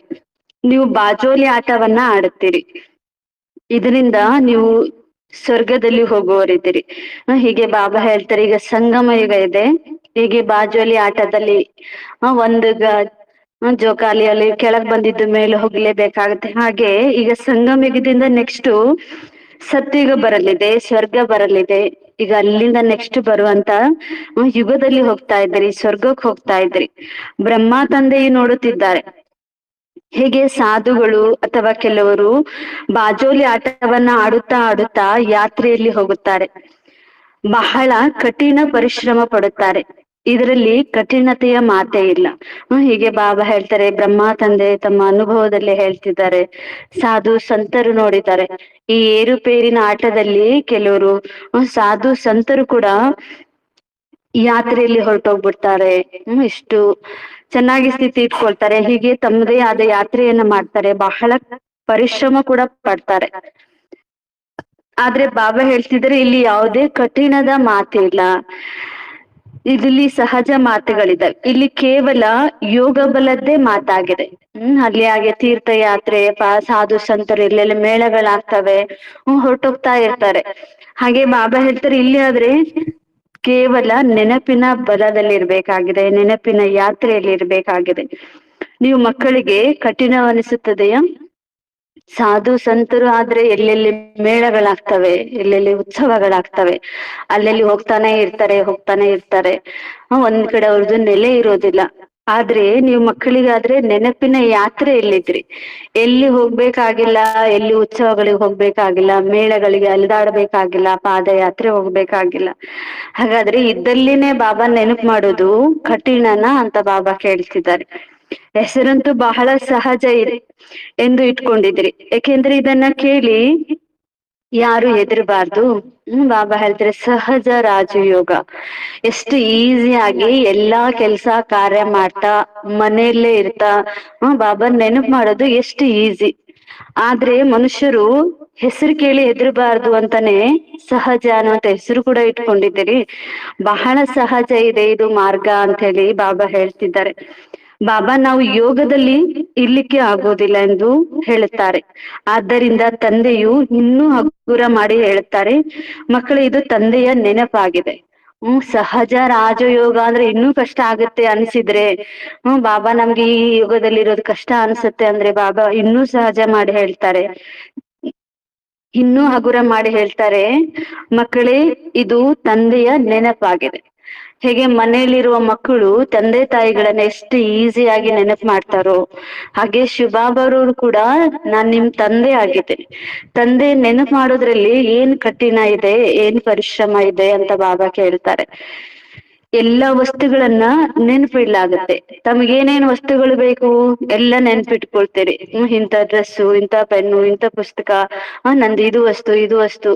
ಹಾಗಾದ್ರೆ ಬಾಬಾ ನನ್ನವರಾಗಿದ್ದಾರೆ ಅಂದ್ಮೇಲೆ ಅವ್ರನ್ನ ಯಾಕೆ ನೆನ್ಪಿಡೋದಿಲ್ಲ ಅಂತ ಹೇಳಿ ಬಾಬಾ ಕೇಳ್ತಿದ್ದಾರೆ. ಹಾಗೆಯೇ ತಾವು ತಮ್ಮನ್ನ ಆತ್ಮನೆಂದು ತಿಳಿಯಿರಿ. ನೀವು ಮಕ್ಕಳಾಗಿದ್ದೀರಲ್ಲವೇ, ನಿಮ್ಮ ತಂದೆಯೂ ಕೂಡ ಆಗಿದ್ದಾರೆ, ಪ್ರಿಯತಮನೂ ಆಗಿದ್ದಾರೆ. ಎಲ್ಲಾ ಪ್ರಿಯತಮಿಯರು ಅವರನ್ನೀಗ ನೆನಪು ಮಾಡ್ಬೇಕಾಗಿದೆ. ಹೀಗೆ ಬಾಬಾ ಹೇಳ್ತಿದ್ದಾರೆ, ನಿಮ್ಮ ವಸ್ತುಗಳನ್ನ ಹೇಗೆ ನೆನಪು ಮಾಡ್ಕೋತೀರೋ ಹಾಗೆ ನಾನು ಆತ್ಮ ಅಂತ ಹೇಳಿ ತಿಳ್ಕೊಂಡ್ಮೇಲೆ ನಾನು ಆತ್ಮನ ತಂದೆ ಪರಮಾತ್ಮ ಆಗಿದ್ದಾರೆ, ಆ ರೂಪದಲ್ಲಾದ್ರೂ ನೆನಪು ಮಾಡಿ, ತಂದೆಯ ರೂಪದಲ್ಲಾದ್ರೂ ನೆನಪು ಮಾಡಿ, ಅಥವಾ ಪ್ರಿಯತಮ ರೂಪದಲ್ಲಾದ್ರೂ ನೆನಪು ಮಾಡಿ, ನಿಮ್ಗೆ ಯಾವ ಸಂಬಂಧ ಇಷ್ಟ ಆಗತ್ತೆ ಆ ಸಂಬಂಧದಲ್ಲಾದ್ರೂ ನನ್ನ ನೆನಪು ಮಾಡಿ ಅಂತ ಹೇಳಿ ಬಾಬಾ ಇನ್ನೂ ಸಹಜ ಮಾಡಿ, ಇನ್ನೂ ಹಗುರ ಮಾಡಿ ತಿಳಿಸ್ತಿದ್ದಾರೆ. ಒಬ್ಬ ತಂದೆ ಎಂಬ ಶಬ್ದವೇ ಸಾಕು. ಭಕ್ತಿಯಲ್ಲಿ ನೀವು ಮಿತ್ರ ಸಂಬಂಧಿಗಳನ್ನ ನೆನಪು ಮಾಡ್ತಾ ಇದ್ರಿ, ಆದ್ರೂ ಹೇ ಪ್ರಭು, ಹೇ ಈಶ್ವರ ಎಂದು ಅವಶ್ಯವಾಗಿ ಹೇಳ್ತಾ ಇದ್ರಿ. ಹೀಗೆ ಬಾಬಾ ಹೇಳ್ತಿದ್ದಾರೆ, ಒಬ್ಬ ತಂದೆ ಎನ್ನುವಂತ ಈ ಒಂದು ಶಬ್ದ ಇದ್ರೆ ಸಾಕು. ಈ ಎಲ್ಲಾ ಪದಗಳು ನೆನಪು ಬರ್ಲಿಲ್ಲ, ಪ್ರಿಯತಮ ನೆನಪು ಬರ್ಲಿಲ್ಲ, ಶಿಕ್ಷಕ ನೆನಪು ಬರ್ಲಿಲ್ಲ ಅಂದ್ರೆ ಒಬ್ಬ ತಂದೆ ಎನ್ನುವಂತ ನೆನಪಿದ್ರೆ ಸಾಕು. ಆದ್ರೆ ಭಕ್ತಿ ಮಾರ್ಗದಲ್ಲಿ ಆದ್ರೆ ಎಷ್ಟೊಂದು ಸಂಬಂಧಿಗಳನ್ನ ನೆನಪು ಮಾಡ್ತಾ ಇದ್ರಿ, ಮಿತ್ರರನ್ನ ನೆನಪು ಮಾಡ್ತಿದ್ರಿ. ಅಲ್ಲಿ ಕೂಡ ಕೆಲವರು ಹೇ ಪ್ರಭು ಅಂತ ಕರಿತಿದ್ರಿ, ಹೇ ಈಶ್ವರ, ಹೇ ಭಗವಂತ ಇನ್ನೆಲ್ಲಾ ಶಬ್ದಗಳನ್ನ ಹೇಳಿದ್ರಿ. ಈಗಂತೂ ತಂದೆ ಅನ್ನುವಂತ ಶಬ್ದ ಒಂದ್ ನೆನಪಿದ್ರೆ ಸಾಕು. ಆತ್ಮಗಳ ತಂದೆ ಪರಮಾತ್ಮ ಆಗಿದ್ದಾರೆ. ಹೀಗೆ ಬಾಬಾ ನೆನಪು ಮಾಡೋದು ಎಷ್ಟು ಸಹಜ ಅನ್ನೋದನ್ನ ಬಾಬಾ ಹೇಳ್ತಿದ್ದಾರೆ. ಈ ಶರೀರದ ತಂದೆಯಂತೂ ದೇಹಧಾರಿ ಆಗಿದ್ದಾರೆ, ಆತ್ಮಗಳ ತಂದೆಯು ಅಶರೀರಿ ಆಗಿದ್ದಾರೆ. ಶರೀರದ ತಂದೆ ದೇಹ ಇದೆ, ಆದ್ರೆ ಆತ್ಮಗಳ ತಂದೆಗೆ ದೇಹ ಇಲ್ಲ, ಅಶರೀರಿ ಆಗಿದ್ದಾರೆ. ಅಷ್ಟೇ ವ್ಯತ್ಯಾಸ ಅಂತ ಬಾಬಾ ಹೇಳ್ತಿದ್ದಾರೆ. ಅವರು ಎಂದೂ ಪುನರ್ಜನ್ಮವನ್ನ ತೆಗೆದುಕೊಳ್ಳೋದಿಲ್ಲ, ಮತ್ತೆಲ್ಲಾ ಜನ್ಮದಲ್ಲೂ ಬರುತ್ತಾರೆ. ಆದ್ದರಿಂದ ನೆನಪು ಮಾಡ್ತಾರೆ ಅಂದ್ಮೇಲೆ ಅವರು ಎಂದಾದರೂ ಸುಖವನ್ನ ಕೊಟ್ಟಿದ್ದಾರೆಂದು ಅರ್ಥವಾಗಿದೆ. ಬಾಬಾರವ್ರು ಎಲ್ಲಾ ಜನ್ಮದಲ್ಲಿ ಅವ್ರದೇ ಉಣ್ತಾ ಇದ್ದೀರಿ. ಬಾಬಾ ಹೇಳ್ತಾರಲ್ಲ, ಸತ್ಯಯುಗದೆಲ್ಲಾ ಆಸ್ತಿ ನನ್ನದೇ ನೀವು ಅನುಭವ ಮಾಡ್ತೀರಿ, ತ್ರೇತಾ ದ್ವಾಪರ ಯುಗದಲ್ಲೂ ನನ್ನನ್ನ ಕರೆದಿದ್ದೀರಿ, ನಾನು ಅಲ್ಪ ಕಾಲಕ್ಕಾಗಿ ಫಲ ಕೊಟ್ಟಿದ್ದೀನಿ, ಹಾಗಾಗಿ ಅಲ್ಲಿನೂ ನೀವು ನನ್ನನ್ನೇ ನೆನಪು ಮಾಡಿದ್ದೀರಿ. ಇಡೀ ಕಲ್ಪಕ್ಕೆ ನೆನಪು ಮಾಡ್ಕೊಂಡ್ರೆ ನಾವು ಬಾಬಾನ ಸಂಬಂಧದಲ್ಲಿ ಬಹಳ ಹತ್ರನೇ ಇರ್ತೀವಿ. ಹಾಗಾಗಿ ಅವ್ರು ನಮ್ಗೆ ಅಷ್ಟು ಸುಖ ಕೊಟ್ಟಿರುವ ಕಾರಣನೇ ಅವ್ರನ್ನ ನೆನಪು ಮಾಡ್ತಾ ಇದ್ದೀರಿ ಅಂತ ಹೇಳಿ ಬಾಬಾ ಹೇಳ್ತಿದ್ದಾರೆ. ಅವರಿಗೆ ದುಃಖಹರ್ತ, ಸುಖಕರ್ತ ಎಂದು ಕೂಡ ಹೇಳುತ್ತಾರಲ್ಲವೇ. ನಾನ್ ಅವರ ನಾಮ, ರೂಪ, ದೇಶ, ಕಾಲವನ್ನು ಮಾತ್ರ ತಿಳ್ಕೊಂಡಿರ್ಲಿಲ್ಲ. ಹೀಗೆ ಅವರನ್ನ ಭಾವನೆ ಇಟ್ಕೊಂಡು ನೆನಪು ಮಾಡಿದ್ರಿ. ದುಃಖಹರ್ತ, ಸುಖಕರ್ತ, ಸುಖ ಕೊಡೋರೆ ಅಂತಾನೆ ತಿಳ್ಕೊಂಡು ಭಕ್ತಿ ಮಾಡಿದ್ದೀರಿ. ಆದ್ರೆ ಭಕ್ತಿ ಮಾರ್ಗದಲ್ಲಿದ್ದಾಗ ನನ್ನ ಹೆಸರು, ರೂಪ, ದೇಶ, ಕಾಲ ಏನು ಗೊತ್ತಿರ್ಲಿಲ್ಲ. ಎಷ್ಟು ಮನುಷ್ಯರಿದ್ದಾರೋ ಅಷ್ಟು ಮಾತುಗಳಾಗ್ಬಿಟ್ಟೇವೆ, ಅನೇಕ ಮತಗಳಾಗ್ಬಿಟ್ಟಿದ್ದಾವೆ. ಹೀಗೆ ಬಾಬಾನ ಯಾಕೆ ತಿಳ್ಕೊಳ್ಳಿಲ್ಲ, ಸರಿಯಾದ ತಿಳುವಳಿಕೆ ಯಾರು ಕೊಟ್ಟಿಲ್ಲ ಅಂತೇಳಿ ಬಾಬಾ ಹೇಳ್ತಿದ್ದಾರೆ. ಯಾಕೆಂದ್ರೆ ಎಷ್ಟು ಮನುಷ್ಯರಿದ್ದೀರಿ ಅಷ್ಟು ಮನುಷ್ಯರು ಮತವನ್ನ ಹೇಳ್ತಾ ಬಂದಿದ್ದಾರೆ. ಒಬ್ರು ಒಂದ್ ಹೇಳಿದ್ರೆ ಅದಕ್ಕೆ ಇನ್ನೊಬ್ರು ಇನ್ನೊಂದು ಸೇರ್ಸಿ ಹೇಳ್ತಾ ಹೋಗ್ತಾರೆ. ಹೀಗೆ ಜನ್ಮ ಜನ್ಮಾಂತರ ಒಬ್ಬೊಬ್ರದ್ದು ಒಂದೊಂದು ರೀತಿ ಕೇಳ್ತಾ ಕೇಳ್ತಾ ಎಷ್ಟು ಮತಗಳಾಗಿದ್ದಾವೆ. ತಂದೆ ಎಷ್ಟೊಂದು ಪ್ರೀತಿಯಿಂದ ಓದಿಸ್ತಾರೆ. ಅವರು ಶಾಂತಿಯನ್ನ ಕೊಡುವ ಈಶ್ವರನೇ ಆಗಿದ್ದಾರೆ. ಅವರಿಂದ ಎಷ್ಟು ಸುಖ ಸಿಗೋದಿದೆ. ಒಂದು ಗೀತೆಯನ್ನ ತಿಳಿಸಿ ಪತಿತರನ್ನ ಪಾವನ ಮಾಡಿಬಿಡುತ್ತಾರೆ. ಪ್ರವೃತ್ತಿ ಮಾರ್ಗವೂ ಕೂಡ ಬೇಕಲ್ಲವೇ. ಹೀಗೆ ಬಾಬಾ ಹೇಳ್ತಿದ್ರು, ಒಂದೇ ಹಾಡಲ್ಲೇ ಬಾಬಾರವರು ಪತಿತರಂದ ಪಾವನ ಮಾಡ್ಬಿಡ್ತಾರೆ. ಒಂದು ಹಾಡು ಕೇಳೋದ್ರಲ್ಲಿ ಬಾಬಾ ಹೇಳ್ತಾರೆ, ಈ ಒಂದೇ ಗೀತೆಯನ್ನ ತಿಳಿಸೋದ್ರಿಂದ ಏನು ಶ್ರೀಮತ ಕೊಡ್ತಿದ್ದಾರೆ ಬಾಬಾ, ಈ ಒಂದೇ ಶ್ರೀಮತದಿಂದ ಪಾವನ ಆಗ್ತಿ. ಅಲ್ಲಿ ಆದ್ರೆ ಅನೇಕ ಮತಗಳನ್ನ ಹೇಳಿದ್ರು, ಎಲ್ಲೂ ಪಾವನ ಆಗ್ಲೇ ಇಲ್ಲ. ಆದ್ರೆ ಬಾಬಾ ಹೇಳುವಂತ ಈ ಗೀತೆಯ ಮೂಲಕ ತಾವು ಪಾವನರಾಗ್ತಿರಿ ಅಂತ ಹೇಳಿ ಬಾಬಾ ಹೇಳ್ತಿದ್ದಾರೆ. ಪಾವನ ಆಗೋದಕ್ಕೂ ಪ್ರವೃತ್ತಿ ಮಾರ್ಗದವರೇ ಬೇಕಾಗಿದೆ. ಮನುಷ್ಯರು ಕಲ್ಪದ ಆಯುಷ್ಯವನ್ನ ಲಕ್ಷಾಂತರ ವರ್ಷಗಳೆಂದು ಹೇಳ್ಬಿಡ್ತಾರೆ. ಒಂದ್ ವೇಳೆ ಹಾಗಿದ್ದರೆ ಅಸಂಖ್ಯಾತ ಮನುಷ್ಯರಾಗ್ಬಿಡ್ತಿದ್ರು. ಈಗ್ಲೇ ಎಷ್ಟು ಕೋಟಿಗಟ್ಲೆ ಮನುಷ್ಯರಿದ್ದಾರೆ, ಇನ್ನು ಲಕ್ಷಾಂತರ ವರ್ಷ ಅಂದ್ರೆ ಎಷ್ಟು ಜನಸಂಖ್ಯೆ ಆಗ್ತಾ ಇತ್ತು, ಲೆಕ್ಕಕ್ಕೆ ಸಿಗದಷ್ಟು ಮನುಷ್ಯರಿರ್ತಾ ಇದ್ರು ಅಂತ ಬಾಬಾ ಹೇಳ್ತಿದ್ದಾರೆ. ಎಷ್ಟೊಂದು ತಪ್ಪು ಮಾಡಿದ್ದಾರೆ. ಈ ಜ್ಞಾನವು ಈಗ ನೀವು ಮಕ್ಕಳಿಗೆ ಸಿಗ್ತಾ ಇದೆ, ಎಷ್ಟೆಷ್ಟು ತಪ್ಪಾಗಿದೆ, ಎಲ್ಲೆಲ್ಲಿ ತಪ್ಪಾಗಿದೆ, ಹೀಗೆ ಬಾಬಾ ಎಲ್ಲವನ್ನ ತಿಳಿಸ್ಕೊಡ್ತಿದ್ದಾರೆ. ಈಗ ಮತ್ತೆ ಈ ಜ್ಞಾನ ಪ್ರಾಯ ಲೋಪ ಆಗ್ಬಿಡುತ್ತೆ. ಚಿತ್ರವೂ ಇದಾವೆ, ಪೂಜೆಯು ಕೂಡ ಮಾಡ್ತೀರಿ, ಅವರು ತಮ್ಮನ್ನು ದೇವತಾ ಧರ್ಮದವರೆಂದು ತಿಳ್ಕೊಳ್ತಾ ಇಲ್ಲ. ಇಷ್ಟು ಪ್ರಾಯಲೋಪ ಆಗಿರುವಂತ ಜಗತ್ತು, ಎಲ್ಲ ಜ್ಞಾನ ಇತ್ತು, ಎಲ್ಲಾ ಜ್ಞಾನ ಹೋಗಿ ಪ್ರಾಯಲೋಪ ಆಗಿರುತ್ತು. ಹಾಗೆ ಬಾಬಾ ಹೇಳ್ತಾರೆ ಅದರ ನೆನಪಾರ್ಥ ಮಾತ್ರ ಇದಾವೆ. ಚಿತ್ರಗಳಿದಾವೆ, ಪೂಜೆ ಮಾಡ್ತಾ ಇದ್ರೆ ದೇವತೆಗಳು, ಅವ್ರ ನೆನಪಾರ್ಥ ಅಷ್ಟೇ ಇದೆ. ಎಲ್ಲ ಜ್ಞಾನ ಪ್ರಾಯಲೋಪ ಆಗಿದೆ. ಮಂದಿರಗಳಿದ್ದಾವೆ, ನಾವು ದೇವಿ ದೇವತಾ ಧರ್ಮದವರು ಅಂತೇಳಿ ಕೂಡ ತಿಳ್ಕೊಳ್ತಾ ಇಲ್ಲ. ಯಾರ್ಯಾರು ಯಾರ ಪೂಜೆ ಮಾಡುವವರು ಅವರು ಆ ಧರ್ಮದವರಾಗಿದ್ದಾರೆ.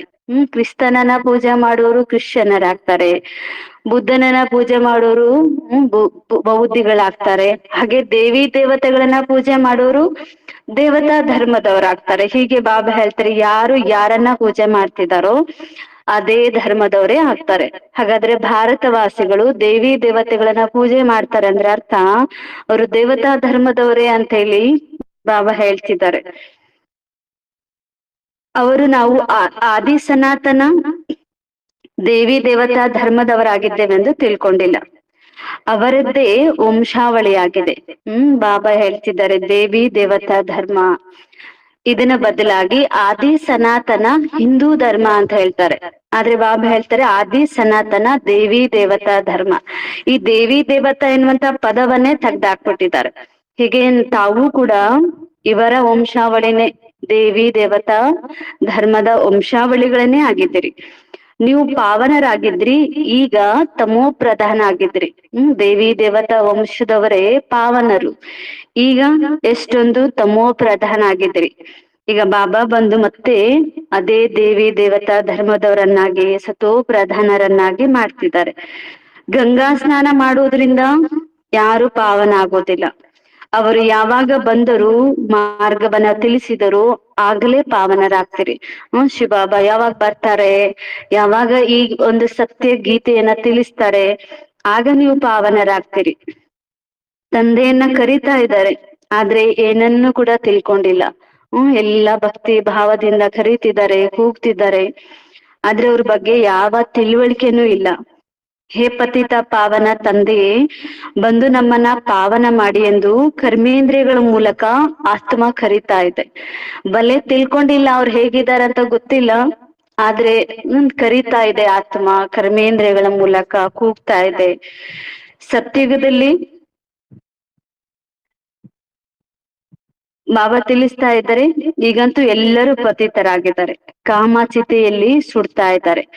ಈ ಪಾಠವು ಹೇಗೆ ಮಾಡಲ್ಪಟ್ಟಿದೆ, ಈ ಆಟವು ಹೇಗೆ ಮಾಡಲ್ಪಟ್ಟಿದೆ, ಮತ್ತೆ ತಂದೆ ಬಂದು ಹೇಗೆ ಎಲ್ಲರನ್ನ ಪಾವನ ಮಾಡ್ತಾರೆ, ಎಲ್ಲವನ್ನ ತಿಳ್ಕೊಂಡಿದ್ದೀರಿ.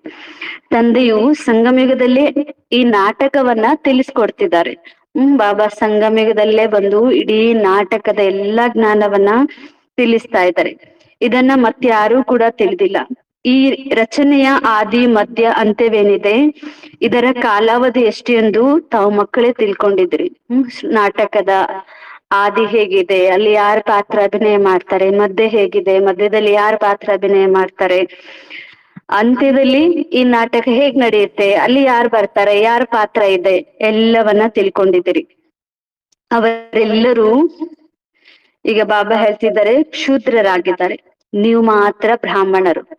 ಬ್ರಾಹ್ಮಣರು ಕ್ಷೂದ್ರರಾಗ್ಲಿಕ್ಕೆ ಆಧಾರ ರಚಯಿತ ಮತ್ತು ರಚನೆಯ ಜ್ಞಾನ ತಿಳ್ಕೊಂಡಿರೋರು. ಯಾರು ರಚಯಿತ ರಚನೆಯ ಜ್ಞಾನ ತಿಳ್ಕೊಂಡಿದ್ದೀರಿ ಅವರು ಬ್ರಾಹ್ಮಣರಾಗಿದ್ದೀರಿ. ಯಾರು ತಿಳ್ಕೊಂಡಿಲ್ಲ, ಬಾಬಾ ಹೇಳ್ತಾರೆ ಅವರು ಇನ್ನು ಕ್ಷೂದ್ರರಾಗಿದ್ದಾರೆ. ನಿಮ್ಮಲ್ಲಿಯೂ ಕೂಡ ನಂಬರ್ ವಾರ್ ಪುರುಷಾರ್ಥದ ಅನುಸಾರವಾಗಿ ತಿಳ್ಕೊಳ್ತಾ ಇದ್ರಿ.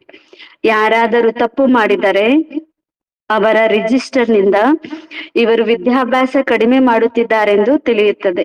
ಹಾಗೆ ನಡವಳಿಕೆಯ ರಿಜಿಸ್ಟರ್ ಇರುತ್ತೆ. ಹೇಗೆ ಶಾಲೆಯಲ್ಲಿ ಕೂಡ ರಿಜಿಸ್ಟರ್ ಇರುತ್ತೆ. ಇವ್ರು ಎಲ್ಲರ ಜೊತೆಗೂ ಚೆನ್ನಾಗಿ ವರ್ತನೆ ಮಾಡ್ತಿದಾರಾ, ಸಂಘಟನೆಯಲ್ಲಿ ಬೆರೀತಾ ಇದ್ದಾರಾ, ಇವನಲ್ಲಿ ಮೌಲ್ಯಗಳಿದಾವ, ಅದ್ರದ್ದು ರಿಜಿಸ್ಟರ್ ಇರುತ್ತೆ.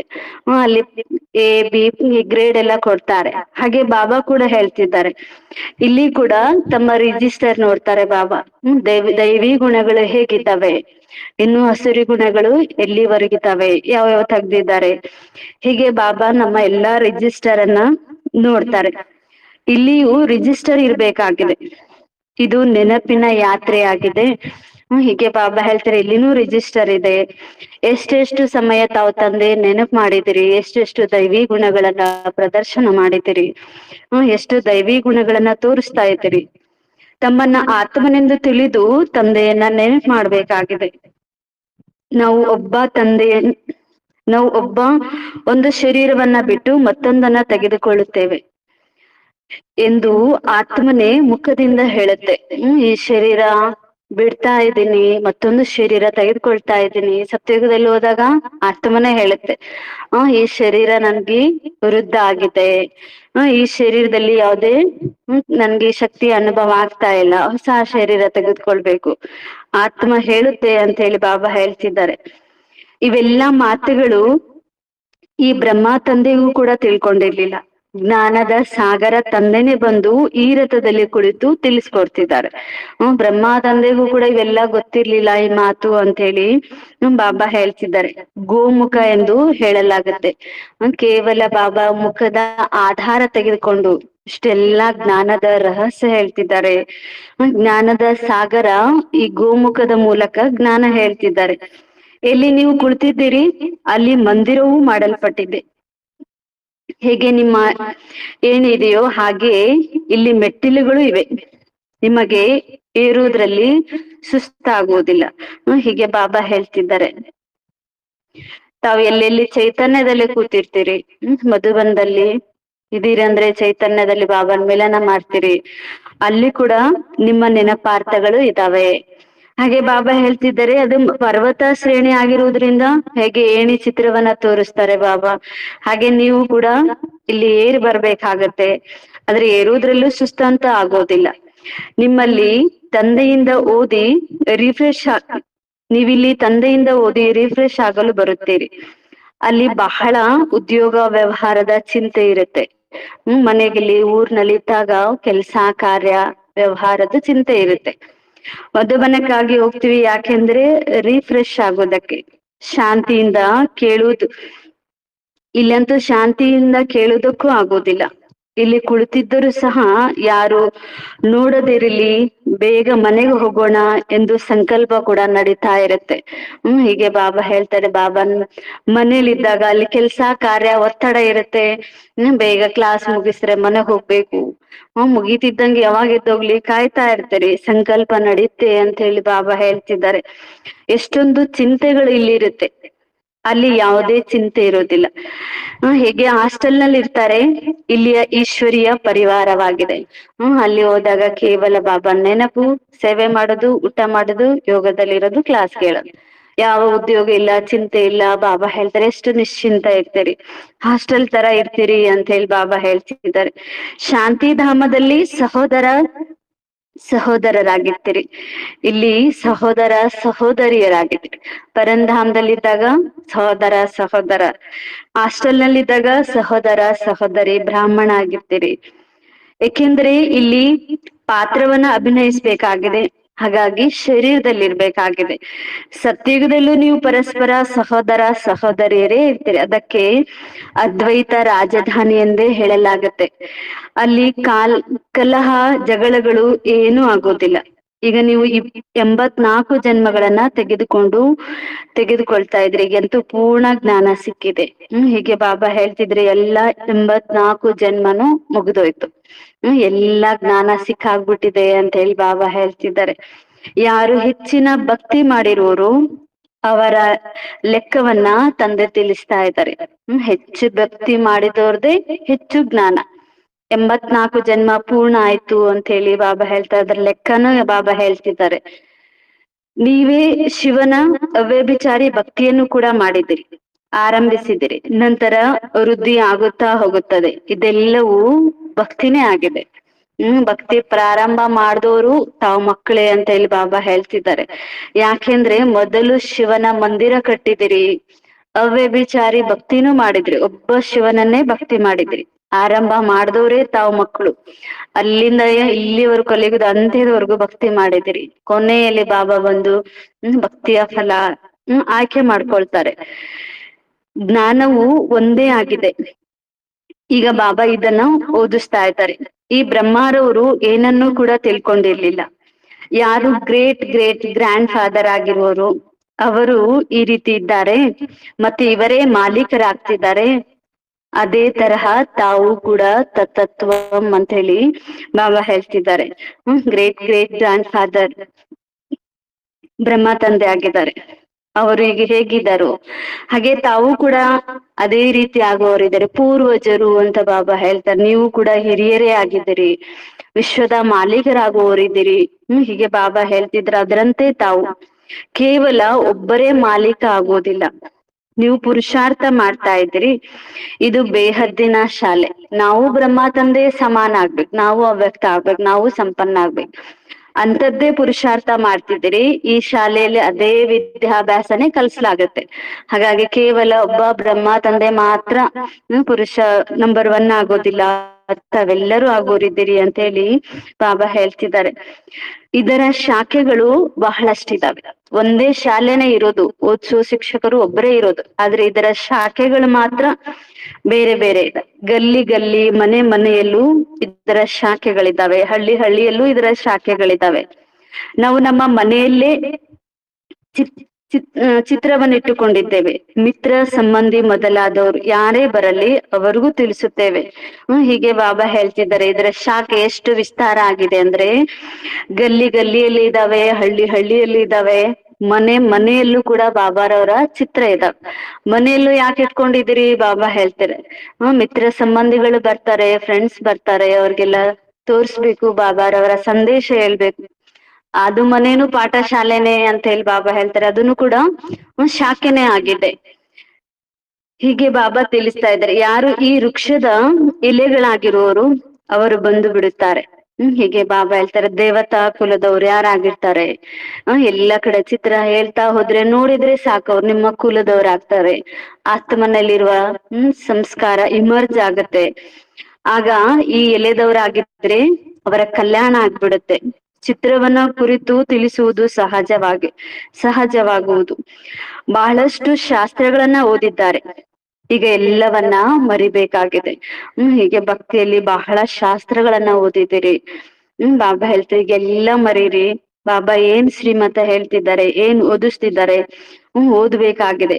ಓದಿಸೋರು ಒಬ್ಬರೇ ಆಗಿದ್ದಾರೆ, ಅವರೇ ಸತ್ಯ ಜ್ಞಾನವನ್ನ ತಿಳಿಸ್ತಾ ಇದ್ದಾರೆ.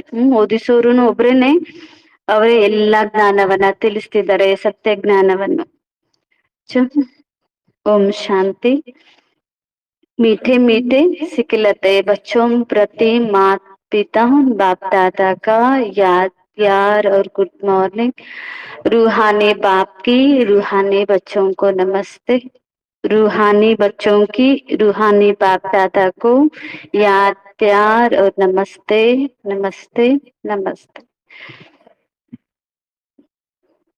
ಬಾಬಾ ಧಾರಣೆಗಾಗಿ ಮುಖ್ಯ ಸಾರ ತಿಳಿಸ್ತಾ ಇದ್ದಾರೆ. ಮೊದಲನೇ ಪಾಯಿಂಟ್ ಇದೆ, ಆಳವಾದ ಶಾಂತಿಯ ಡ್ರಿಲ್ ಮಾಡಲು. ಆಳವಾದ ಶಾಂತಿಯ ಡ್ರಿಲ್ ಮಾಡಲು ಇಲ್ಲಿ ಏನೆಲ್ಲವನ್ನ ಈ ಕಣ್ಣುಗಳಿಂದ ನೋಡುತ್ತೀರಿ ಅದನ್ನು ನೋಡಬಾರದು. ಆಳವಾದ ಶಾಂತಿಯ ಡ್ರಿಲ್ ಮಾಡಲು ಇಲ್ಲಿ ಏನೆಲ್ಲವನ್ನು ಈ ಕಣ್ಣುಗಳಿಂದ ನೋಡುತ್ತೀರಿ ಅದನ್ನು ನೋಡಬಾರದು. ದೇಹ ಸಹಿತ ಬುದ್ಧಿಯಿಂದ ಎಲ್ಲವನ್ನು ತ್ಯಾಗ ಮಾಡಿ. ದೇಹ ಸಹಿತ ಎಲ್ಲವನ್ನು ತ್ಯಾಗ ಮಾಡಿ.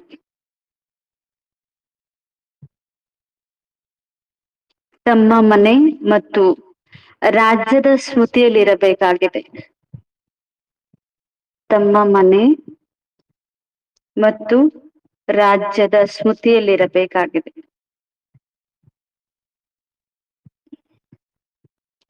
ಎರಡನೇ ಪಾಯಿಂಟ್ ಅಲ್ಲಿ ಬಾಬಾ ಹೇಳ್ತಿದ್ದಾರೆ, ತಮ್ಮ ನಡವಳಿಕೆಯ ರಿಜಿಸ್ಟರ್ ಅನ್ನ ಇಡಬೇಕಾಗಿದೆ. ತಮ್ಮ ನಡವಳಿಕೆಯ ರಿಜಿಸ್ಟರ್ ಅನ್ನ ಇಡಬೇಕಾಗಿದೆ. ವಿದ್ಯೆಯಲ್ಲಿ ಎಂದು ತಪ್ಪು ಮಾಡಬಾರದು. ವಿದ್ಯೆಯಲ್ಲಿ ಎಂದು ತಪ್ಪು ಮಾಡಬಾರದು.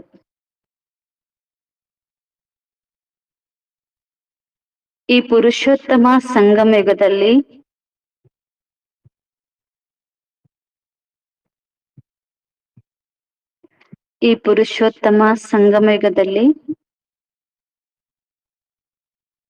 ಪುರುಷೋತ್ತಮರಾಗಬೇಕು ಮತ್ತು ಅನ್ಯರನ್ನು ಮಾಡಬೇಕು.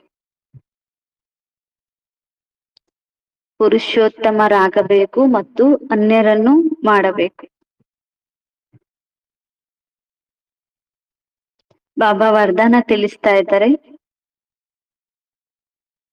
ಸದಾ ಸರ್ವ ಪ್ರಾಪ್ತಿಗಳಿಂದ ಸಂಪನ್ನರಾಗಿರುವಂತಹ ಹರ್ಷಿತ ಮುಖ, ಸದಾ ಸರ್ವ ಪ್ರಾಪ್ತಿಗಳಿಂದ ಸಂಪನ್ನರಾಗಿರುವಂತಹ ಹರ್ಷಿತ ಮುಖ, ಹರ್ಷಿತ ಚಿತ್ತ ಭವ.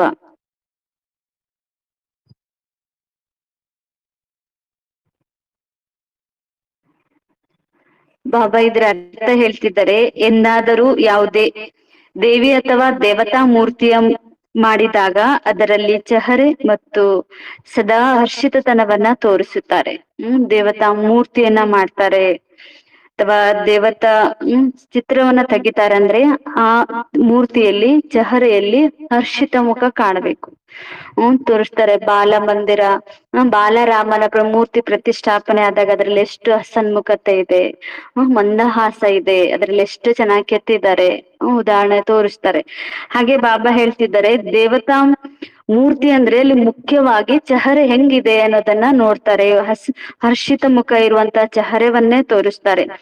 ಆದ್ದರಿಂದ ನಿಮ್ಮ ಈ ಸಮಯದಲ್ಲಿನ ಹರ್ಷಿತ ಮುಖದಿಂದ ಆದರೆ ನೆನಪಾತ ಚಿತ್ರದಲ್ಲೂ ಹರ್ಷಿತತನವನ್ನ ತೋರಿಸ್ತಾರೆ.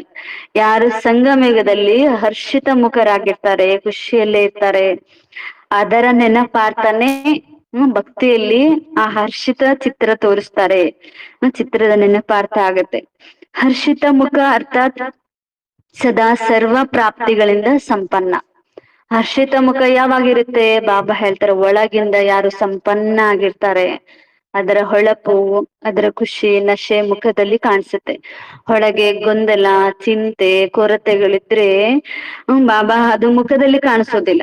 ಹಾಗಾಗಿ ಹರ್ಷಿತ ಮುಖ ಅಂದ್ರೇನೆ ಅರ್ಥ ಸರ್ವ ಪ್ರಾಪ್ತಿಗಳಿಂದ ಸಂಪನ್ನ. ಯಾರು ಸಂಪನ್ನರಾಗಿರುತ್ತಾರೆ ಅವರೇ ಹರ್ಷಿತರಾಗಿರ್ಲಿಕ್ಕೆ ಸಾಧ್ಯ. ಒಂದು ವೇಳೆ ಯಾರಾದರೂ ಅಪ್ರಾಪ್ತಿಯ ಇದ್ದಲ್ಲಿ ಆಗ ಹರ್ಷಿತ ಇರ್ಲಿಕ್ಕೆ ಸಾಧ್ಯ ಇಲ್ಲ. ಒಳಗಡೆಯಿಂದ ನಾವು ಖಾಲಿ ಇದ್ದೀವಿ. ಈ ಶಕ್ತಿಗಳಿಂದ, ಗುಣಗಳಿಂದ, ಯೋಗದಿಂದ, ಸೇವೆ, ಧಾರಣೆ. ಬಾಬಾ ಹೇಳ್ತಾರೆ, ಅಪ್ರಾಪ್ತಿ ಇದ್ರೆ ಹರ್ಷಿತ ಮುಖ ಕಾಣಿಸೋದಿಲ್ಲ. ಯಾರು ಎಷ್ಟೇ ಹರ್ಷಿತರಾಗಿರ್ಲಿಕ್ಕೆ ಪ್ರಯತ್ನ ಮಾಡ್ಲಿ, ಹೊರಗಿನಿಂದ ನಗ್ತಾರೆ, ಅದರ ಹೃದಯದಿಂದ ಅಲ್ಲ.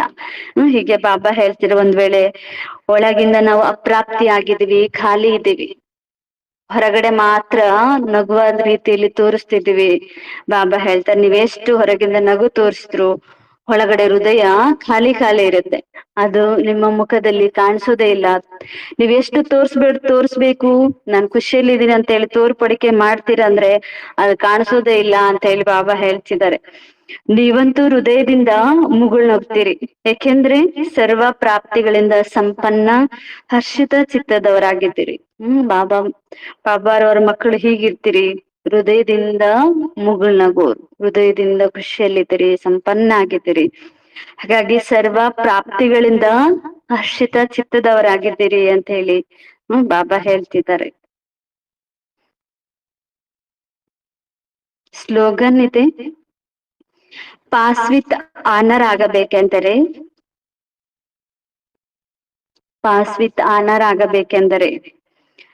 ಪ್ರತಿ ಖಜಾನೆಯ ಜಮದ ಖಾತೆ ಸಂಪನ್ನವಾಗಿರ್ಬೇಕು. ಯಾವುದೇ ಶಿಕ್ಷೆ ಇಲ್ಲದೆ ಪಾಸ್ ಆಗ್ಬೇಕಂದ್ರೆ ಪ್ರತಿ ಖಜಾನೆಯ ಜಮದ ಖಾತೆ ಸಂಪನ್ನವಾಗಿರ್ಬೇಕು. ಸಮಯ, ಸಂಕಲ್ಪ, ಶಕ್ತಿ, ಗುಣಗಳು ಎಲ್ಲದರಲ್ಲೂ ಸಂಪನ್ನ, ಖಜಾನೆಗಳು ಸಂಪನ್ನ ಆಗಿರ್ಬೇಕು. ಆಗ ಪಾಸ್ವಿತಾನರಾಗ್ತೀರಿ ಅಂತ ಹೇಳಿ ಬಾಬಾ ಹೇಳಿದ್ರು. ಓಂ ಶಾಂತಿ. ನಾಳೆ ಬೆಳಗಿನ ಕ್ಲಾಸ್ ಇರುತ್ತೆ, 10 ಗಂಟೆಯಿಂದ ಯೋಗ ಇರುತ್ತೆ. ಆದ್ರೆ ಪ್ರಸಾದ ವ್ಯವಸ್ಥೆ ಇರಲ್ಲ, ಅಕ್ಕರು ಊರ್ಗ್ ಹೋಗಿದ್ದಾರೆ.